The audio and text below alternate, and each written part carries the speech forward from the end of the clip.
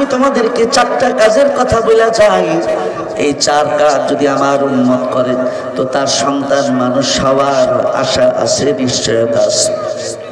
এক নম্বর, আল্লাহর নবী বলেন, ও আমার উম্মতেরা, যখন তোমরা বিবাহ জীবনে আবদ্ধ হবে, বৈবাহিক জীবনে যখন প্রবেশ করবে, তখন একটা ভালো সন্তানের জন্য তোমার প্রথম কর্তব্য সুন্দরী নয়, টাকা পয়সাওয়ালা নয়, শুধু শিক্ষিত নয়, তোমার নেক সন্তানের আশায় একটা দিনদার বিবি তোমার জীবন সঙ্গিনী হিসেবে তুমি প্রথম বাছাই করবা। قال النبي صلى الله عليه وسلم قال النبي صلى الله عليه وسلم تنكح المرأة لأربع: لمالها ولحسبها ولجمالها ولدينها فاظفر بذات الدين تربت يداك।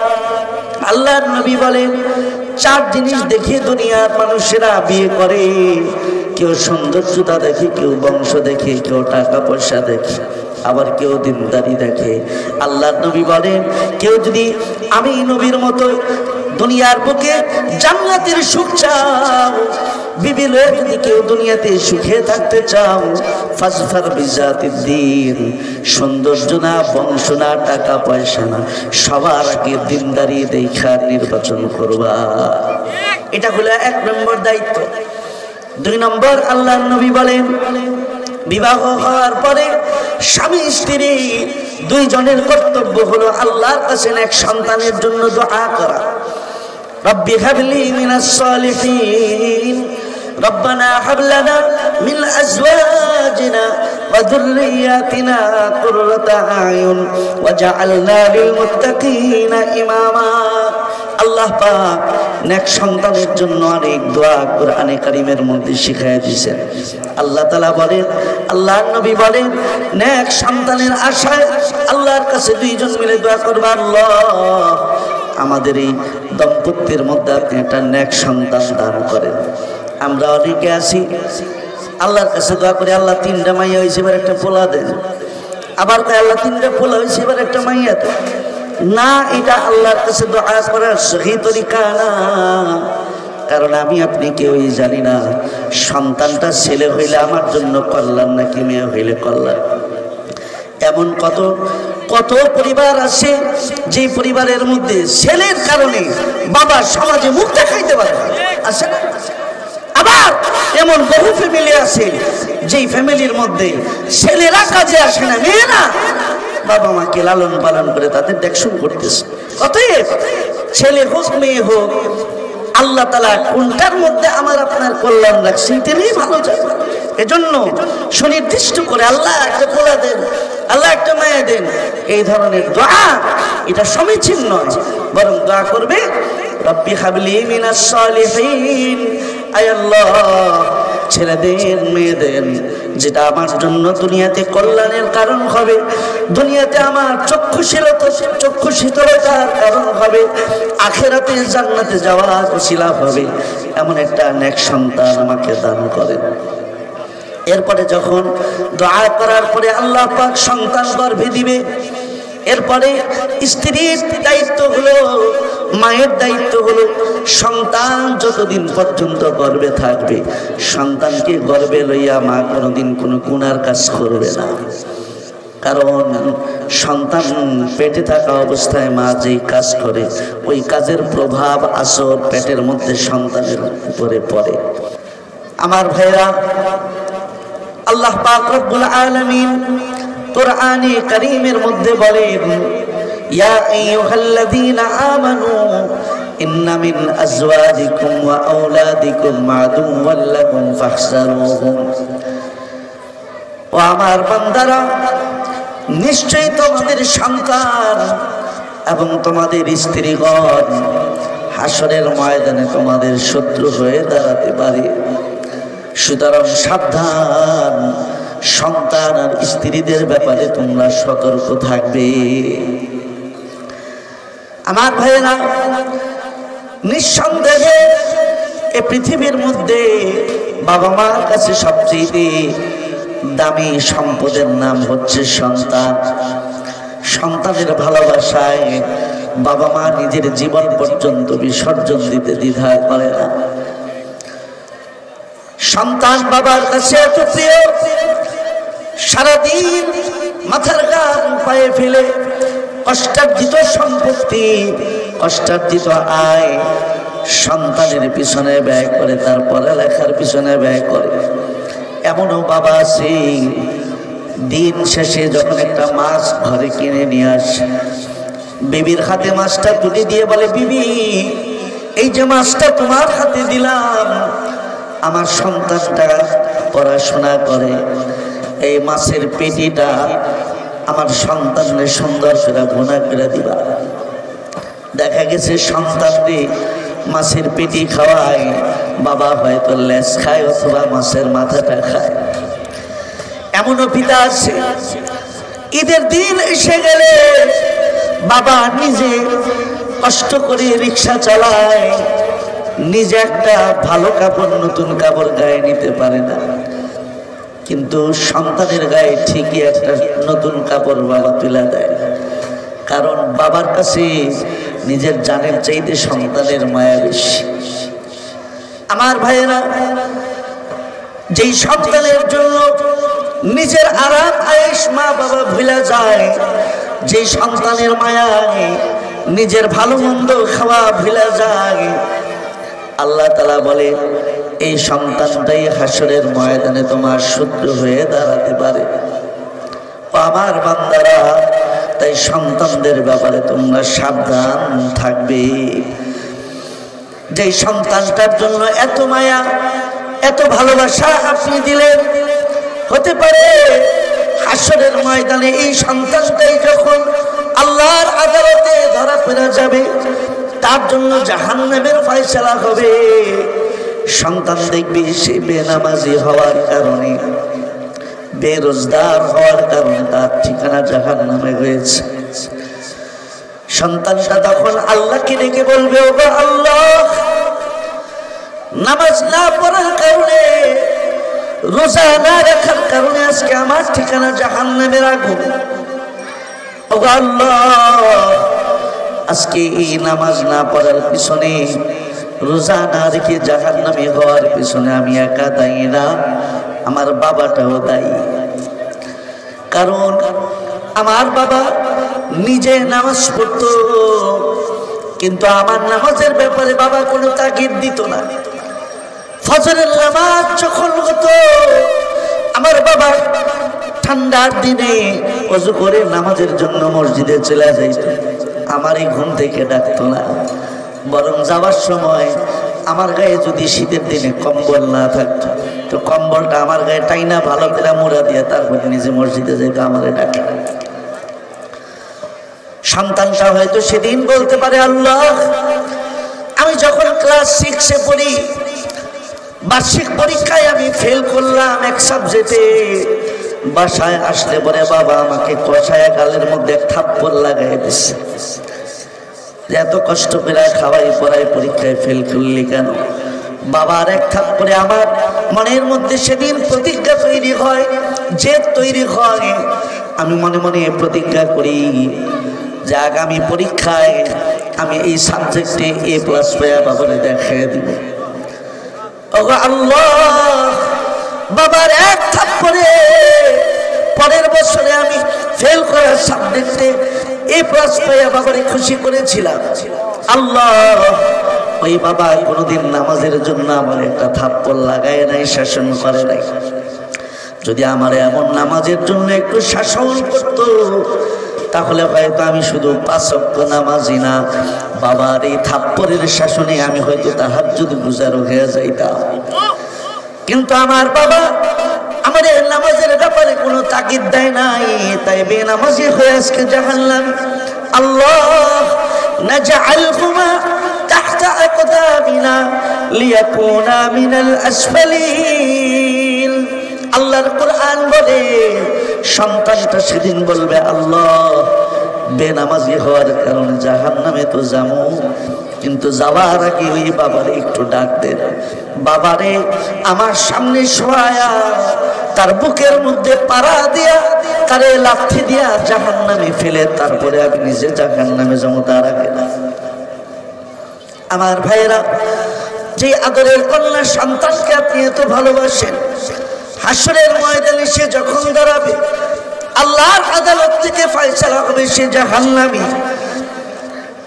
সন্তানটা নজর করে দেখবে তার আমলনামায় গুনাহ দিয়ে ভরা।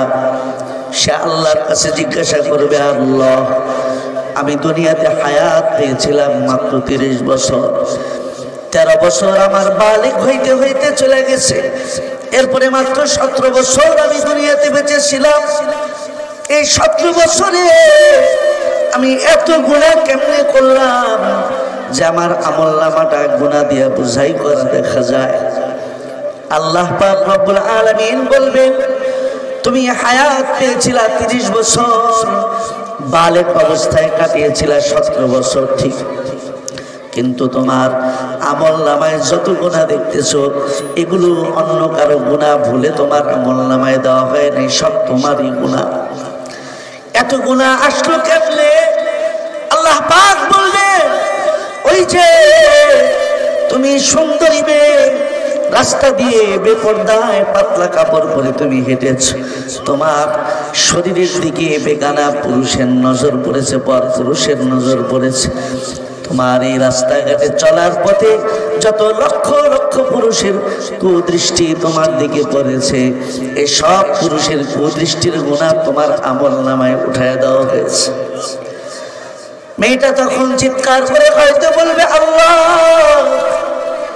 যদি তাই হয়ে থাকে, এ বেপরদায় চলবার কারণে আজকে আমার ঠিকানা যদি জাহান্নাম হয়ে থাকে, তাহলে এ বেপরদায় চলার জন্য আমি একা দায়ী না, আমার বাবাও দায়ী।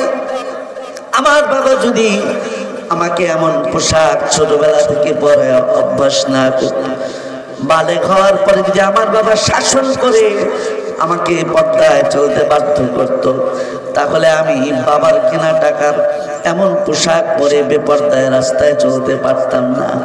আমার কোনো কামাই ছিল না, বাবা টাকা দিছে আমি কিনা পড়ছি, তাই আজকে বেপর্দায় চলবার কারণে আমি দায়ী না, আমার বাবাও দায়ী। নাজআলহুমা তাহতা আকদামিনা লিয়াকুনা মিনাল আসফালিন। আল্লাহ বলেন, তখন ওই কন্যা সন্তানটা ডেকে বলবে, আল্লাহ, ওই বাবারে ডাকেন, বাবার বুকে পাড়া দিয়া তারপরে আমি জাহান্নামে যাবো।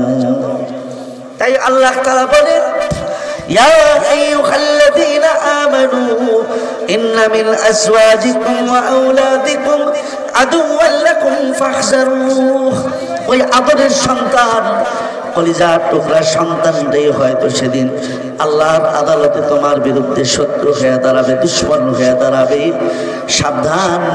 তাই সন্তান লালন পালনের ব্যাপারে সতর্কতা অবলম্বন করো। আমার ভাইরা, আজকে এই সন্তান পালনে আমরা পরিপূর্ণ দায়িত্ব পালন করি না। শরীয়ত যে দায়িত্ব আমাদেরকে দিয়েছে পরিপূর্ণ দায়িত্ব পালন করি না বিধায় আমার আপনার সন্তানগুলো সব সুপথের যাত্রী হয় না। আমার সন্তানরা বিপদগামী হয়, আমার সন্তানরা বিপথে চলে যায়, আমার আপনার যন্ত্রণার কারণ হয়। এই যে কিশোর গ্যাং, এই কিশোর গ্যাং আসলো কোত্থেকে? এই কিশোর গ্যাং ছোট্ট ছোট্ট বাচ্চাগুলো কিশোর অবস্থায় এরা যে অপরাধের সাথে জড়িয়ে পড়ছে, এর জন্য দায়ী কে? শুধু তাদেরকে দায়ী করলে হবে না, এর পিছনে দায় অভিভাবক হিসাবে আমারও আছে, ঠিক কিনা বলে? আমাদেরও আছে। আমার ভাইরা, আমরা বলি শিক্ষা জাতির মেরুদণ্ড, শিক্ষা জাতির মেরুদণ্ড। যদি শিক্ষা জাতির মেরুদণ্ড হতো, তাহলে এখানে অনেক মুরব্বীজন আছেন, আমার সাথে কেউ দ্বিমত পোষণ করবেন না আশা করি, যে স্বাধীনতার পর থেকে প্রায় 50 বছর পার হয়ে গেছে। যে কোনো সময়ের তুলনায় স্বাধীনতার পর থেকে এখন শিক্ষার হার বেশি না কম? শিক্ষার হার বেশি না? আগে শিক্ষিত মানুষ কম ছিল, এখন শিক্ষিত মানুষের সংখ্যা বাড়ছে। নিরক্ষর মানুষের সংখ্যা আগে বেশি ছিল, এখন অনেক কমে আসছে, প্রায় 0% কাছাকাছি। এখন নিরক্ষর মানুষের সংখ্যা কম। কিন্তু আপনারাই বলুন, শিক্ষিত মানুষের সংখ্যা তো একদিকে বাড়ছে, কিন্তু শিক্ষিত মানুষের সংখ্যা যেমন বাড়ছে, তার পাশাপাশি আমি ডাক্তারির কণ্ঠে কোথাও বলতে পারি অমানুষের সংখ্যাও আগের থেকে এখন বাড়ছে। ঠিক আছে, শিক্ষিত যেমন বাড়ছে অমানুষও বাড়ছে।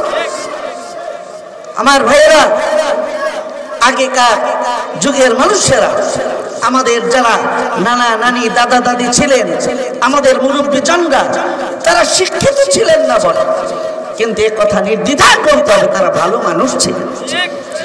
এমন মুরব্বী আছে যারা এখনো পর্যন্ত সিগনেচারটা করতে পারে না। জমি জমা রেজিস্ট্রি করতে গেলে কি দেয়, ওই যে বুড়া আঙ্গুলের সাপ মেরা তারপরে জমি রেজিস্ট্রি দেওয়ার লাগে, তার মানে নিজের নামটাও লিখতে জানে না, নিরক্ষর। কিন্তু শিক্ষিত না হলে কি হবে, তারা তো ভালো মানুষ ছিলেন। আমরা আমাদের মুরব্বীদের কাছ থেকে শুনেছি বা ছোট্টবেলায় নিজের চোখে দেখেছি এটা অন্তত, যে গ্রামগঞ্জে আগে যখন রাস্তা দিয়ে পুরুষ মানুষ হেঁটে যেত, তো রাস্তা দিয়ে যদি কোনো মহিলা মানুষ মা বোনরা হেঁটে যেত, তো পুরুষ মানুষ দেখলে ওনার আস্তে করে রাস্তায় দাঁড়ায় আরেক দিকে এরকম মুখ ঘুরায় দাঁড়ায় থাকতো। আপনারা কেউ দেখছেন এই দৃশ্য? সবাই বলবেন এই কথা যারা দেখছেন। পুরুষ মানুষটা রাস্তা দিয়ে গেলে এরপরে আবার হাঁটা শুরু করছে। আর এখনকার অবস্থা নিজে যদি আপনি বেছে না চলেন, তাহলে আপনি কয়জনের ধাক্কা খাবেন আর কোনো ঠিক ঠিকানা নেই। এই যে পরিবর্তন, এটা কি বলে, কি বোঝায়? আগে শিক্ষিত মানুষের সংখ্যা কম ছিল কিন্তু মানুষগুলো ভালো ছিল। এখন শিক্ষিত মানুষের সংখ্যা যেমন বাড়ছে, অমানুষের সংখ্যাও বাড়ছে। ঠিক কিনা বলেন? তাহলে শিক্ষা জাতির মেরুদণ্ড, এ কথা আপনি বলবেন কি করে? আমার ভাইয়েরা, এখন এই যে ডাক্তার হচ্ছে, এই যে আমাদের হাজারীবাগের কাছে ধানমন্ডি এলাকা, আপনারা 20 বছর আগের কথা যদি বলেন, এখন ধানমন্ডিতে এই মাথার থেকে ওই মাথা যে কয়টা প্রাইভেট হসপিটাল পাবেন, 20 বছর আগে কয়টা হাসপাতাল ছিল বলেন? ছিল না। তার মানে এখন প্রাইভেট হসপিটালগুলোতেও শত শত ডাক্তার, প্রাইভেট মেডিকেল কলেজেও আমার আপনার হাজার হাজার সন্তান ডাক্তার হচ্ছে, শিক্ষিত হচ্ছে। কিন্তু আমরাই মাঝে মাঝে তাদের ব্যাপারে মন্তব্য করি যে কিছু কিছু ডাক্তার আছে, আমরা বলি এগুলা ডাক্তার না, এগুলা কসাই, এগুলা ডাকাই, বলি না আমরা? শিক্ষিত তো বটে, সবার কথা বলছিলাম, ভালো মানুষ আসে বলেই তো পৃথিবী টিকে আছে। কিন্তু ডাক্তার হওয়ার পরেও এদের আচরণ কসাইয়ের মতো, কিছু কিছু ডাক্তারের আচরণ ডাকাতের মতো কেন? আমার ভাইয়েরা, আজ থেকে কয়েক বছর আগের ঘটনা। আমার একজন বন্ধুবর, উনি মাহফিল করে থাকেন, ঢাকার বাইরে মাহফিল করে ফিরছিলেন, তো দাউদকান্দি যে ব্রিজের ওইখানে যে টোল নেয়, টোল ঘরের এখানে যখন বাস থামছে, মানে গাড়ি থামছে, ওই জায়গার মধ্যে ডাকাতিও হয়। গাড়ি রাত্রেবেলা থাইমা থাকে, ডাকাতি হয়। তাই সে ওনার গাড়িতে ডাকাইতে ধরছে, বাইরের থেকে বলতেছে কয় তাড়াতাড়ি দরজা খোল, মানে জানালার কাজ খুলতে বলতেছে। উনি টাইট করে বসে রয়েছে ভিতরে। কিছুক্ষণ পরে যখন খুলে না, ডাকাতরা হাতের হকি স্টিক দিয়ে বাইরে জানালার কাজ ভেঙে ফেলছে। হুজুর রে বাইক কইরা, এরপরে বলতেছে হুজুর এতক্ষণ ধরে বলতেছি জানালাটা খুলেন খুলেন, খুললেন না, এখন যে বাইরে বাংলাম, আপনি তো বক্তা মানুষ, মাহফিল করবেন, এখন তো এই শীতের রাইতে জানালাটা বাতাস খেতে খাইতে যাবেন, কষ্ট হইব না? আগে যদি আমার কথাটা শুনতেন, জানালাটা খুলে দিতেন, তাহলে তো আর এই জানালার কাজটা ভাঙতাম না। যা সে দেন সব নিয়ে এরপরে আবার বলতেছে আপনি হুজুর মানুষ, কষ্ট করে ঢাকার বাইরে থেকে মাহফিল করে আইছেন, মিরপুর যাইবেন, নেন এই 3000 টাকা দিয়ে দিলাম, এটা ভাড়া দিয়ে অন্তত যাই। 3000 টাকা দিয়ে দিছে ডাকাইতে। আর আমরা কি শুনি পেপার পত্রিকায়, মাঝে মাঝে আমরা শুনি আইসিইউতে 15 দিন 20 দিন গ্রামের জমি জমা বিক্রি করে অসুস্থ মানুষের চিকিৎসার মানে বহন করা হয়েছে, এরপরে বাঁচানো যায় নাই, মারা গেছে। আইসিইউর বিল আসছে 10 লাখ 15 লাখ টাকা। গ্রামের গরিব মানুষ সব বিক্রি করে টাকা দিছে, আর দেওয়ার মতো নাই। 10 লাখ টাকার মধ্যে 9.5 লাখ বিল পরিশোধ করা হয়েছে, 50,000 বাকি। এরপরেও লাশ দেওয়া যাবে না যতক্ষণ টাকা পরিশোধ করা না হবে। ঠিক কিনা? তাহলে ডাকাইতের মনেও তো মায়া আছে, ও তো ডাকাতি করে 3000 দিয়ে দিছে, যান ভাড়া দিয়ে যায়। কিন্তু আমরা তথাকথিত শিক্ষিত মানুষের কাছ থেকে মাঝে মাঝে এমন আচরণ পাই, ডাকাই তো ফেল। ইঞ্জিনিয়ার হচ্ছে, হাজার হাজার ইঞ্জিনিয়ার এখন ইউনিভার্সিটি থেকে বের হচ্ছে। সবাই কি খারাপ? কিন্তু আমি আগেই বলছি সবাই খারাপ না, কিছু কিছু আছে শিক্ষিত হলেই যে শিক্ষাই যে মানুষ বানায় না, এটাই শুধু বোঝানোর উদ্দেশ্য। এই ইঞ্জিনিয়াররাই শিক্ষিত হয়ে বড় বড় ইঞ্জিনিয়ারি হয়ে ইতিপূর্বে আমরা দেখছি সরকারি কন্ট্রাক্টরি নিচ্ছে, বড় বড় কাজ নিচ্ছে। এরপরে এরা কি করছে? রাস্তার মধ্যে রডের বোতলে বাঁশ ঢুকিয়ে দিচ্ছে, দেয় নাই? ব্রিজের মধ্যে রডের বোতলে বাঁশ দেয় নাই? এই তো শিক্ষা। তাহলে এগুলো তো মানুষের কাজ না আমার ভাইয়েরা। তাই যে কথা বলছিলাম, শিক্ষাই যত মেরুদণ্ড, এই কথাটার মধ্যে এখন সংশোধনের সময় এসেছে। আমরা যদি বলি কথাটাকে এভাবে বলতে হবে, শুধু শিক্ষা না, সুশিক্ষা তথা ইসলামী শিক্ষাই হলো জাতির মেরুদণ্ড, ঠিক কিনা বলে? ইসলামী শিক্ষা যদি না থাকে তাহলে তার মধ্যে মনুষ্যত্ব আসতে পারে না। এই কারণে যেই কলিজার টুকরের সন্তানদেরকে আমরা মাথার কাম পায়ে ফেলে আমরা তাদেরকে সুন্দর বানাতে চাই, আদর্শ মানুষ বানাতে চাই, সেই সন্তানগুলোই যে বিপদগামী হয়ে যায়, এর জন্য শুধু সন্তান দায়ী না, আমাদেরও দায় আছে, আমাদেরও কর্তব্যের ভুল আছে। মাইন্ড করবেন না কেউ, বুঝার জন্য শুধু বলছি যে আমরা অনেকে আছি, আমরা সিগারেট খাই, ভালো কথা, নিজে খান, কিন্তু এমন দৃশ্য আমি নিজের চোখে দেখেছি, যেহেতু আমার বাড়িও হাজারিবাগ, বাপে পোলারে পাঠায়, যেটা করলে সিগারেট কিনা লইয়া পাঠায় না। সিগারেট আনছে, বাপে খাইয়া দে খাটের মধ্যে শুয়া, সন্তানদের কইতেছে যা ওই যে চুলার মধ্যে আগুন আছে, আমার গ্যাস লাইট শেষ হয়ে গেছে, চুলার থেকে বিড়িটা ধরায় নিয়ে বাবা হইয়া সন্তানকে পাঠালেন বিরিয়ান, বাবা হয়ে সন্তানকে দিয়ে বিড়িতে আগুন চালালেন। আমি তো বলবো এই সন্তানকে যে ছোটবেলা আপনি এটা শিখিয়ে দিলেন, অসম্ভব কিছু না। এই সন্তান আপনাকে বিড়ি খেতে দেখে চিন্তা করবে, আমার বাবা যে খালি আমার দিয়ে কিনা নেয়, খালি টানে, কিনা জানি মজা আছে। এই সন্তান বড় হয়ে শুধু বিড়িখোর হবে তা না, এই সন্তানটা আপনার এই কর্মের কারণে বড় হয়ে সে ইয়াবাখোর, বাবাখোর হবে, এতে কোনো সন্দেহ নাই, ঠিক কিনা বল? এজন্য সন্তানকে মানুষ করতে হলে আমার সন্তানকে আমি যেমন দেখতে চাই, সন্তানকে যেমন দেখতে চাই, আগে নিজেকে সেই জায়গায় রাখতে হবে। আমরা নিজেরা নামাজ পড়ি না, সন্তানকে চাই যে আব্দুল কাদের জিলানী হয়ে যায়। ভাইরে, আমি নিজে নামাজ পড়লাম না, নিজে রোজা করলাম না, হালাল হারামের কোনো যাচাই বাছাই করলাম না, পোলাটারে দিয়ে দিছি মাদ্রাসায়, মনে করতেছি বাস কাম হয়ে গেছে, জান্নাত হয়ে গেছে। এত সোজা না। সন্তানকে আপনি যেমন দেখতে চান, আগে নিজেকে সেই জায়গায় রাখতে হবে, ঠিক না? এজন্য আল্লাহ পাক বলছেন যে আমার বান্দারা, এই সন্তানগুলোই হাসরের ময়দানে তোমাদের দুশমন হয়ে দাঁড়াবে। তাই সন্তান লালন পালনের ব্যাপারে তোমরা সাবধান থাকো আমার ভাইয়েরা। তাই আল্লাহর নবী বলেন, ও আমার উম্মতেরা, আমি তোমাদেরকে কিছু পরামর্শ দেয়া যাই, এই কয়টা পরামর্শের আলোকে যদি তোমার সন্তানকে লালন পালন করো, তাহলে আমি নবী বলে যাই, ওই সন্তানটা বিপদগামী হবে না, ওই সন্তানটা মানুষ হবে না, ওই সন্তানটা হাসরের ময়দানে তোমার বিরুদ্ধে আল্লাহ আদালতে বিচার দায়ের করবে না, ওই সন্তানের কারণে তুমি জাহান্নামে যাবা না। আবার ভাইয়েরা, তাই সুসন্তান বানাতে হলে, সন্তান দিয়ে জান্নাতে যাওয়ার ওসিলা বানাতে হলে আল্লাহর নবী বলে, আমি তোমাদেরকে 4টা কাজের কথা বলে যাই, এই 4 কাজ যদি আমার উম্মত করে তো তার সন্তান মানুষ হওয়ার আশা আছে, নিশ্চয়তা আছে। 1 নম্বর, আল্লাহর নবী বলেন, ও আমার উম্মতেরা, যখন তোমরা বিবাহ জীবনে আবদ্ধ হবে, বৈবাহিক জীবনে যখন প্রবেশ করবে, তখন একটা ভালো সন্তানের জন্য তোমার প্রথম কর্তব্য সুন্দরী নয়, টাকা পয়সাওয়ালা নয়, শুধু শিক্ষিত নয়, তোমার নেক সন্তানের আশায় একটা দিনদার বিবি তোমার জীবন সঙ্গিনী হিসেবে তুমি প্রথম বাছাই করবা।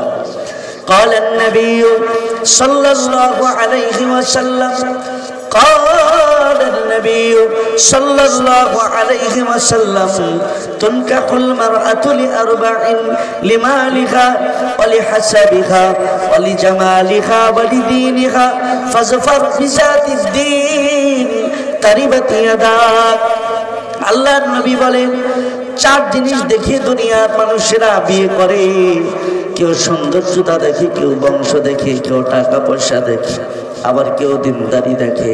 আল্লাহর নবী বলেন, কেউ যদি আমি নবীর মতো দুনিয়ার বুকে জান্নাতের সুখ চাও, বিবি লয়ে যদি কেউ দুনিয়াতে সুখে থাকতে চাও, ফাজফার বিজাতিদ দ্বীন, সৌন্দর্য না, বংশ না, টাকা পয়সা না, সবার আগে দিনদারি দেখা নির্বাচন করবা। এটা হলো 1 নম্বর দায়িত্ব। 2 নম্বর, আল্লাহর নবী বলেন, বিবাহ হওয়ার পরে স্বামী স্ত্রী দুইজনের কর্তব্য হলো আল্লাহর কাছে এক সন্তানের জন্য দোয়া করা। রব্বি হাবলি মিনাস সালিহিন, রব্বানা হাব লানা মিন আজওয়াজিনা ওয়া যুররিয়াতিনা কুররাতা আয়ুন ওয়াজআলনা লিল মুত্তাকিনা ইমামা। আল্লাহ পাক নেক সন্তানের জন্য অনেক দোয়া কোরআনে কারীমের মধ্যে শিখায়া দিয়েছেন। আল্লাহ তাআলা বলেন, আল্লাহর নবী বলেন, নেক সন্তানের আশায় আল্লাহর কাছে দুইজন মিলে দোয়া করবা, আল্লাহ আমাদের এই দম্পতির মধ্যে আপনি একটা নেক সন্তান দান করেন। আমরা অনেকে আছি আল্লাহর কাছে দোয়া করে, আল্লাহ 3টা মাইয়া হয়েছে, এবার একটা পোলা দেন। আবার আল্লাহ 3টা পোলা হয়েছে, এবার একটা মাইয়া দেন। না, এটা আল্লাহর কাছে দোয়া করার সহি তরিকা না। কারণ আমি আপনি কেউই জানি না সন্তানটা ছেলে হইলে আমার জন্য কল্যাণ নাকি মেয়ে হইলে কল্যাণ। এমন কত কত পরিবার আছে যে পরিবারের মধ্যে ছেলের কারণে বাবা সমাজে মুখ দেখাইতে পারে আছে না? আবার এমন বহু ফ্যামিলি আছে যেই ফ্যামিলির মধ্যে ছেলেরা কাজে আসে না, মেয়েরা বাবা মাকে লালন পালন করে তাদের দেখশন করতেছে। অতএব ছেলে হোক মেয়ে হোক, আল্লাহ তাআলা কোনটার মধ্যে আমার আপনার কল্যাণ রাখছে তিনি ভালো জানেন। এজন্য সুনির্দিষ্ট করে আল্লাহ একটা পোলা দেন, আল্লাহ একটা মায়া দেন, এই ধরনের দোয়া এটা সমীচীন নয়। বরং দোয়া করবে, রব্বি হাবলি মিনাস সালিহিন, আয় আল্লাহ ছেলে দেন, মেয়ে দেন, যেটা আমার জন্য দুনিয়াতে কল্যাণের কারণ হবে, দুনিয়াতে আমার চক্ষু শীতলতার কারণ হবে, আখিরাতে জান্নাতে যাওয়ার ওসিলা হবে, এমন একটা নেক সন্তান আমাকে দান করেন।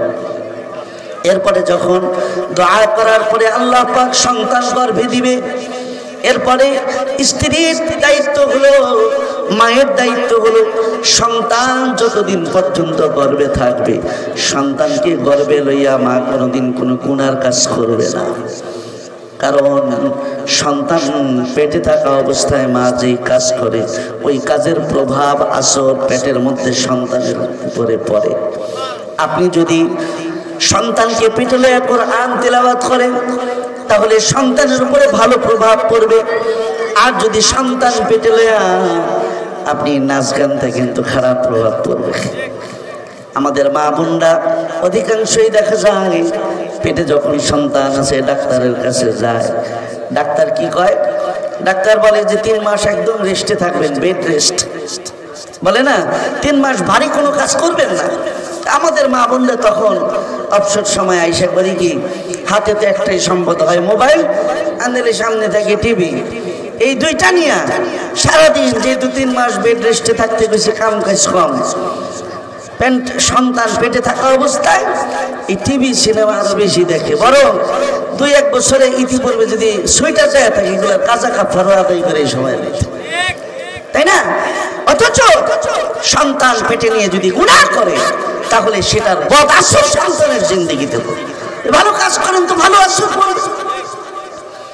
আব্দুল কাদের জিলানী, হাফিজ হুজুর, জুনায়েদ বাগদাদি, খাজা মঈনুদ্দিন চিশতি যাদেরকে শুনে আমরা গর্বিত হই, যাদের নাম শুনলে শ্রদ্ধায় হৃদয় ভরে যায়, ভাইরে এমনি এমনি হয় না।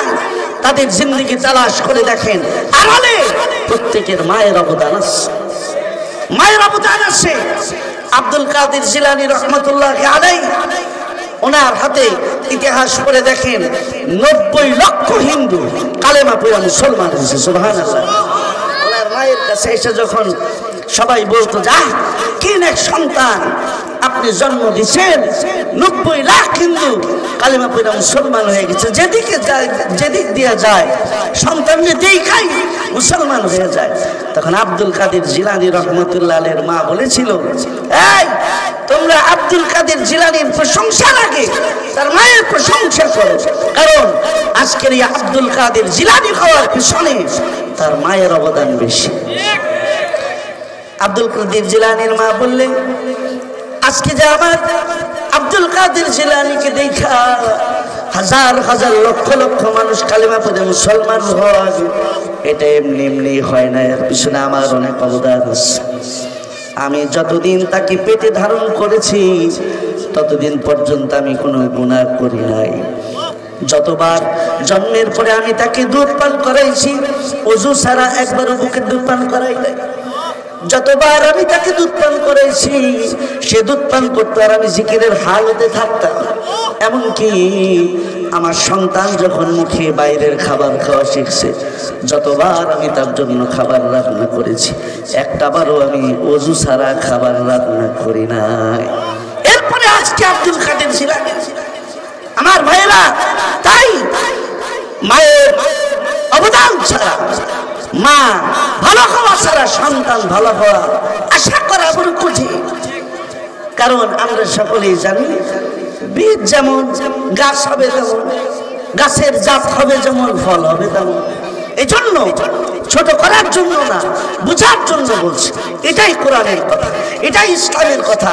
সন্তান যদি চান ভালো হোক, তাহলে মাকে ভালো হওয়া লাগবে। মায়ের ভালো আমলের প্রভাব সন্তানের জিন্দেগিতে পড়ে। খাজা কুতুবউদ্দিন বখতিয়ার কাকি রহমাতুল্লাহ আলাইহি একজন যুগ শ্রেষ্ঠ আল্লাহর ওলির নাম। ইতিহাসের পাতায় তার একটা ঘটনা লেখা আছে, প্রসিদ্ধ ঘটনা।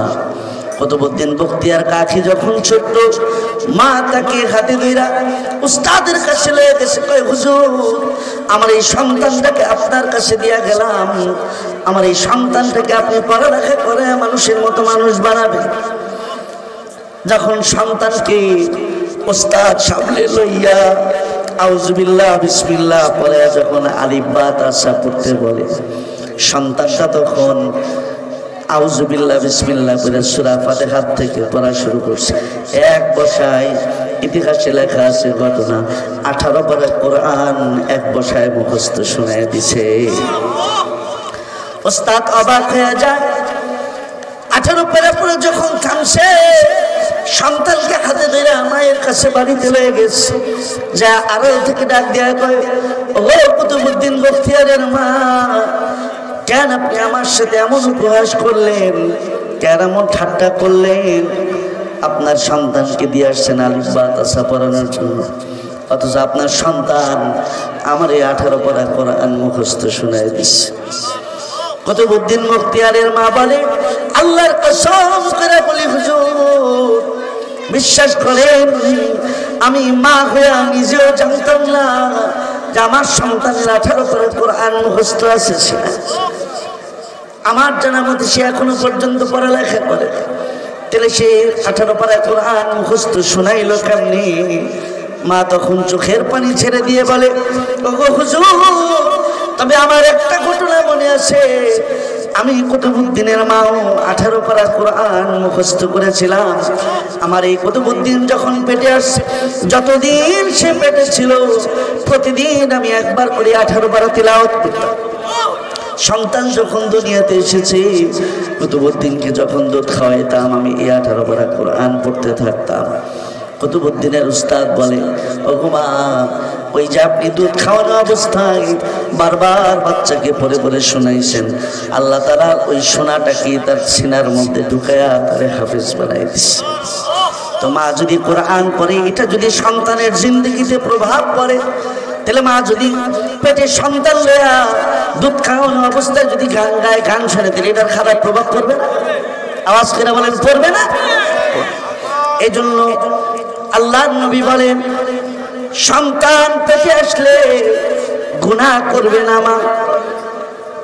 3 নম্বর কাজ, আল্লাহর নবী বলেন, সন্তান দুনিয়াতে ভূমিষ্ঠ হলে বাবার 3 নম্বর দায়িত্ব, বাবা তার জন্য একটা সুন্দর নাম নির্বাচন করবে, অর্থবহ নাম। কারণ আল্লাহর নবী বলে, নামের অর্থের প্রভাব সন্তানের জিন্দগিতে পড়ে। নামের অর্থ যদি ভালো হয়, সন্তানের জিন্দগিতে ভালো প্রভাব পড়ে। নামের অর্থ যদি উল্টাপাল্টা হয়, তাহলে ওই নামের বদ আসর সন্তানের জিন্দগিতে পড়ে। আমার ভাইরা, ইদানিং আমরা নাম অনেকে হুজুরদের কাছ থেকে নেই, ঠিক আছে, কিন্তু হুজুর করে এখন আমরা শর্ত লাগে না। আমার কাছে যারা নাম চাইতে আসে শর্ত দেয়, হুজুর এটা নাম দিয়ে বাচ্চা হয়েছে, সাথে আবার শর্ত দেখি একটা আনকমন নাম দিয়ে। আনকমনের সাথে কিসের সম্পর্ক? অর্থবোধক নাম যদি হয়, এটার সাথে আনকমন লাগবে কেন? এই আনকমন করতে গিয়ে শেষ পর্যন্ত আমরা এমন নাম রাখি যেই নামের কোনো অর্থই হয় না, যেই নামের কোনো অর্থই নেই। ভালো নাম চাইছে, যদি আমরা ইব্রাহিম, ইসমাইল এগুলো রেখে দিই, হুজুর এগুলো তো আগে কিনলে বুড়া বুড়া আমার নাম লাগে, একটু জোয়ান নাম দেয়। ইব্রাহিম, ইসমাইল এগুলো কেমন বুড়া নাম লাগে। যখন হুজুর কাছ থেকে পাই না, আরেক হুজুর তো আছে, এই হুজুরের নাম কি? গুগল দামাত বারাকাতুহ, গুগল, ইউটিউব দামাত বারাকাতুহ, ওই হুজুরের কাছে যায় সার্চ করে। এরকম এক ঘটনা আমি একবার শুনছি, গুলশানের ঘটনা, এক আলেমের জবাব থেকে শুনেছি। উনি বলতেছিলেন, ওনার এক মুসল্লি নাম গুগল থেকে সার্চ করে আনকমন নাম খুঁজতে গিয়ে নাম রাখছে একটা ফ্রেঞ্জা। এটা খুব সুন্দর লাগছে ওনার কাছে, বাচ্চার নাম রাখছে ফ্রেঞ্জা। পরের দিন যখন অফিসে গেছে, কলিগরা জিগায়, বাচ্চা হয়েছে মিষ্টি কই? মিষ্টি খাওয়াইছে, নাম কি রাখছে? ফ্রেঞ্জা নাম রাখছে। এখন কলিগ যারা ছিল শিক্ষিত, হেরা কয়, মাথায় হাত দিয়ে বলে, কয় খাইছে। এটা কি নাম রাখছে? নামের অর্থ দেখছো? কয় তারা ঘুরে অর্থ দেখি নাই, নামটা আনকমন লাগছে, রেখে ফেলছি। কয় তাড়াতাড়ি গুগলে সার্চ দিয়ে দেখো নামের অর্থ কি। তো গুগলে সার্চ দিয়ে দেখে নামের অর্থ ফ্রেঞ্জা, এটা ইংরেজদের একটা কুত্তার নাম। এই আনকমন খুঁজতে গিয়া শেষ পর্যন্ত কপালে কুত্তার নাম জুটছে। এই জন্য আনকমন না, অর্থবোধক নাম, যেই নামের সুন্দর অর্থ আছে, সেই নামে হাজারো মানুষ থাকুক, তাতে কি? যদি ইব্রাহিম এটা আমার নবীর নাম হয়, ইসমাইল যদি এটা আমার নবীর নাম হয়, তাহলে সেই নাম রাখতে আমাদের সমস্যা কোথায়? ভালো নাম রাখবেন, অর্থবোধক নাম রাখবেন, ভালো আসর, ভালো প্রভাব সন্তানের জিন্দগিতে পড়বে। আমি একবার পত্রিকার মধ্যে, ওই যে কার্টুন থাকে না, পত্রিকার মধ্যে আগে কার্টুন দিত, একটা কার্টুনের মধ্যে দেখি ওই যে কিশোর গ্যাং নিয়ে একটা কার্টুন বানাইছে, একটা মানে জোকস টাইপের বানাইছে, যে কয়েকটা কিশোর গ্যাং মাস্তানি করতেছে, পুলিশে ধরে নিয়ে গেছে থানায়। তো যেহেতু এগুলো বাচ্চা মানুষ যায়, বাপের খবর দিছে যে একটু বাপের সাহেস্তা করে মুসলেকা দিয়ে ছেড়ে দিবে। তো বাবারে যখন থানায় ডাকায় আনছে, বাবার জিজ্ঞেস করে, আপনার সন্তান কোনটা? কয় ওই যে ওইটা। কয় নাম কি? কয় বুলেট। তো যখন কইছে বুলেট, তো থানার ওসি সাহেব কয়, দারোগারে বলতেছে, কয় পোলাটারে সাইরা বাপেরে বান্ধে। বাপে কয় আমার কি অপরাধ? অপরাধ হইল আপনি বাপের নামটা রাখছেন কি? নাম যেমন রাখছেন, কামও তো হেমন বুলেটের মতোই করতেছে, মস্তানি করে। নাম রাখছেন বুলেট, তো মস্তানি করবে না তো করবে কি? আমার ভাইয়েরা, এটা কিন্তু আমাদের অভিজ্ঞতার কথা না, এটা নবী আলাইহিস সালামের কথা। নামের অর্থ ভালো হলে ভালো প্রভাব পড়বে, নামের অর্থ খারাপ হলে খারাপ প্রভাব পড়বে। এজন্য আমাদের আকাবের বুজুর্গরা যদি কোনো সমস্যা লয়ে যাইতো, যে বাচ্চার খালি জিনে আসর করে, বাচ্চার খালি জল লেগে থাকে, বাচ্চা জেদ করে, তা আগে নাম শুনতেন যে নাম রাখছেন কি। যখন দেখতো যে নাম এরকম, তো বলতে যে নামের কারণেই যে এই সমস্যা, নাম পাল্টাই দিয়েছেন, ঠান্ডা হয়ে গেছে। খালি জিদ দেখাইতো, নাম পাল্টাই দিয়েছে, তো ঠান্ডা হয়ে গেছে। নামের প্রভাব সন্তানের জিন্দগিতে পড়ে। এই জন্য সুন্দর নাম রাখা চাই, অর্থবোধক নাম রাখা চাই। এটা সুসন্তানের জন্য, নেক্সট সন্তানের জন্য, যে সন্তান দিয়ে চক্ষু শীতল হবে, যে সন্তান দিয়ে জান্নাত হবে, এই সন্তানের জন্য 3 নম্বর দায়িত্ব বাবার সুন্দর একটা নাম নির্বাচন করবে। 4 নম্বর সর্বশেষ আল্লাহর নবী বলেন এই সন্তানটাকে বাবার চতুর্থ দায়িত্ব হলো তাকে সুশিক্ষায় শিক্ষিত করবে, সুন্দর দ্বীনি শিক্ষা তাকে দিবে। আমার ভাইয়েরা, আমরা অনেকে মনে করি সন্তানের বয়স 4 বছর হলে তার শিক্ষার জীবন শুরু, মোটেও না। সন্তানের শিক্ষার বয়সটা মায়ের কোল থেকেই শুরু হয়ে যায়। মায়ের কোলে থাকা অবস্থায় মা যদি থাকে, ওই ঘুম পাড়ানোর সময় ঘুম পাড়ানি মাসি পিসি না বলে যদি আল্লাহর নামের জিকির করতে করতে নবীর নাক গাইতে গাইতে যদি ঘুম পাড়ায়, ওই সন্তানের মধ্যে বলেন ভালো আসর করবে না? শিক্ষার বয়স তখন থেকে শুরু। আমরা তো সন্তানদেরকে ছোট্ট বয়সে নিজেরাই অনেক খারাপ বলে। অনেক বাবা আছে না, ঘরের ভিতরে থাকে, আইসা যদি কেউ ডাক দেয় পাওনাদার বা যার লগে দেখা করতে মন চাইতেছে না, দরজায় কলিং বেল টিপলে যদি ফাঁক দিয়ে দেখে কে, যদি দেখে যে মন বেটা যার লগে দেখা করুন যাইব না, পিচ্ছি বাচ্চারে ডাইকা শিখায় দেয়। এই যে দরজা খুলা কো আব্বাই বাসায়, পোলাও যেরকম সহজ সরল দরজা খুলা কইতেছে আব্বাই কইছে আব্বাই বাসায়। এত সরল বাচ্চাদেরকে আমরা নিজেরাই মিথ্যা কথা শিখাচ্ছি। ছোট্ট বাচ্চারা নিয়ে গেছে বাজারে, শাড়ি কিনছে মায়ের লেগে মনে করেন 1200 টাকা দিয়ে। আমাদের মা বোনদের তো একটা স্বভাব আছে, কম দামি জিনিস সহজে পছন্দ করতে চায় না। জিনিসের দাম বেশি, দেখতে যেমন দাম বেশি এটাই মনে করে যে এটাই ভালো হয়েছে। 1200 টাকা দিয়ে শাড়ি কিনছে, তো পোলা তো দেখা বলছে, এখন পোলারে শিখিয়ে দিয়েছে তোর আম্মার লেগে যে শাড়ি কিনছে বাড়িতে যাই কিনছে এটা 1200 কিনছে না, কবি এটা 2200 টাকা দিয়ে কিনছে। মিথ্যা কথা তো আমরাই শেখাচ্ছি। আমার ভাইরা, সন্তানের শিক্ষা স্কুল থেকে মাদ্রাসা থেকে না, সন্তানের শিক্ষা মায়ের কোল থেকে। ভালো করে মনে রাখবেন, সন্তানরা বাচ্চা বয়সে ওরা কিন্তু মেধা দিয়ে বুঝে না, ওরা কিন্তু চোখে দেখা দেখা বুঝে। আমরা যেমন আকল দিয়ে বুঝি, ওরা আকল দিয়ে বুঝে না, ওরা চোখে দেখা দেখা বুঝে। আপনারা যা করতে দেখবে মনে করবে এটাই মনে হয় আমার করতে হবে। আপনি দেখেন 1 বছরের বাচ্চা 1.5 বছরের বাচ্চার সামনে আপনি এটা জায়নামাজ বিছে আপনি সেজদায় যান, দেখেন আপনার বাচ্চাটা সেজদা দেয় কিনা আপনার সাথে, দিবে না? আর আপনি যদি 1.5 বছর বয়সের সামনে কোমর দুলে দুলে নাচেন, তো ওই তিরিং মিরিং নাচানাচি শিখে, ওরা চোখে দেখে দেখে শিখে। এজন্য বাবা মাকেও সংযত হওয়া চাই। সন্তানকে যেমন দেখতে চান ওই জায়গায় নিজেকে তখন থেকে রাখতে হবে। এজন্য বাচ্চার শিক্ষার বয়স 4 বছর বয়স থেকে, মাদ্রাসা থেকে না, স্কুল থেকে না, ওর বয়স মায়ের, ওর শিক্ষা মায়ের কোল থেকেই শুরু হয়। আমার ভাইয়েরা, এই যে দ্বীনি শিক্ষা, সুশিক্ষা সন্তানকে দেওয়া, এটা হলো বাবার জন্য 4 নম্বর দায়িত্ব।